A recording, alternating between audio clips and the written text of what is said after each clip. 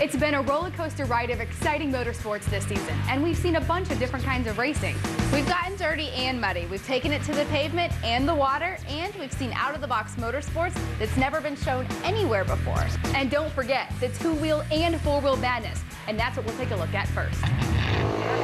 Oh, a big race here. Brandon Whitlock and Harold Waddell. Some of the other riders will stay back just a little bit further of that gate. And again, we mentioned last year we got down the late rounds. That gate decided a lot of the rounds later in the day last year. And Waddell up over the top first. Whitlock in the distant second. One thing you had to do was get out of that throttle. Smith, Fox, here we go. Talk Smith about a with lead, great huh? hole shot. Woo! Fox is running the slalom. Wow. No slalom course here today. That's going to cost him too much. And Smith, oh! Man, oh man. Everybody had the same idea. Did you hear him? Absolutely. Kind of visions of Dusty Beer that we saw a little bit earlier. That thing flips over, and of course it tags him just a little bit. We hit Indianapolis for the biggest four-wheel event in the country. The 4x4 Jamboree Nationals were packed with great racing like mud drags, super fast modified tough trucks, and monster trucks. Let's take a look back. Next pair, Jamie Boyd, and he'll line up alongside Chuck Cordy III. The old blood missile coming up, baby. Good truck. And just a little tire spinning. When those things get traction, it is amazing to watch them launch. How about a 189? Quick time of the round here at round number one, and you can see Cordy watch the front end of this four-wheel drive machine. Oh, man, that is a ride, and it lasts less than 2 seconds, baby. All about staying straight as well. I mean, both of those tires have to be planted equally. Oh! Wow! Maybe some wheelie bars are in order there for Keith Perry. Watch this thing almost flip over backwards. Woo! Rear tires. We got to get him in a wheel stand competition. No doubt about it, man. Usually see it on pavement, this time on dirt. Wow. The Extreme Off-Road Rock Racing Association takes rock crawling to a whole new level. The goal from Jellicoe, Tennessee was to pit drivers head-to-head and ask them to flat-foot it through an extremely rocky course. The driver with the lowest cumulative time after 4 rounds was the winner. The action was intense, to say the least.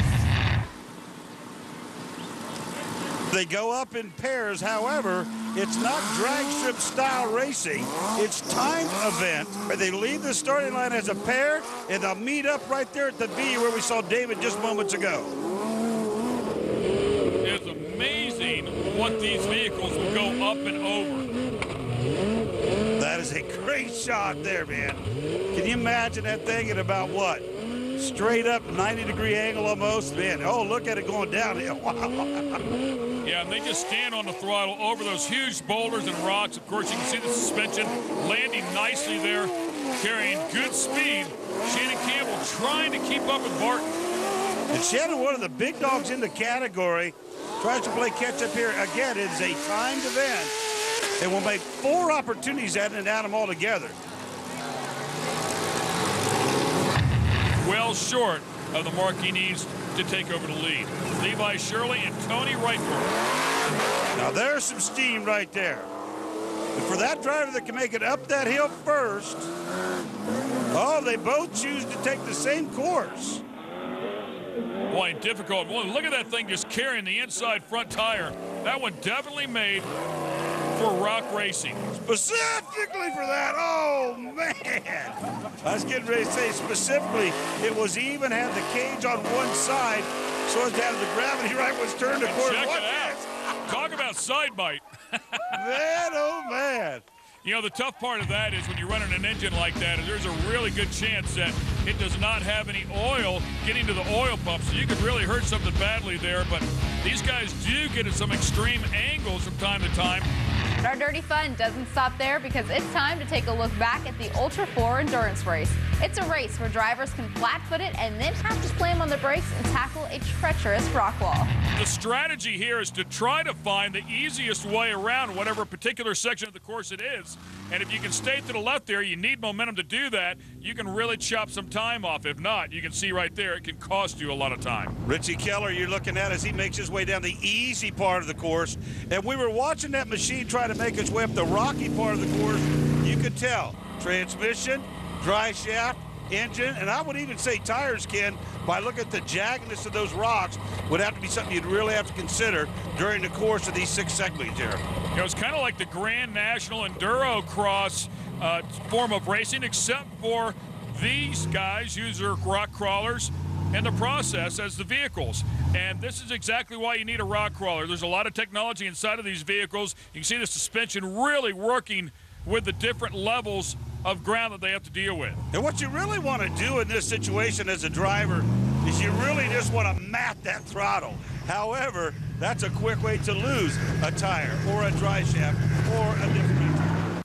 I think the other thing you have to take notice to is how narrow this course is. So if you get to going too fast and something kicks you to the side, you can find a tree pretty quickly and it's the end of your day. Just what I talked about. Oh, man. Well, good news is he didn't flip it all the way over backwards thanks to the tree.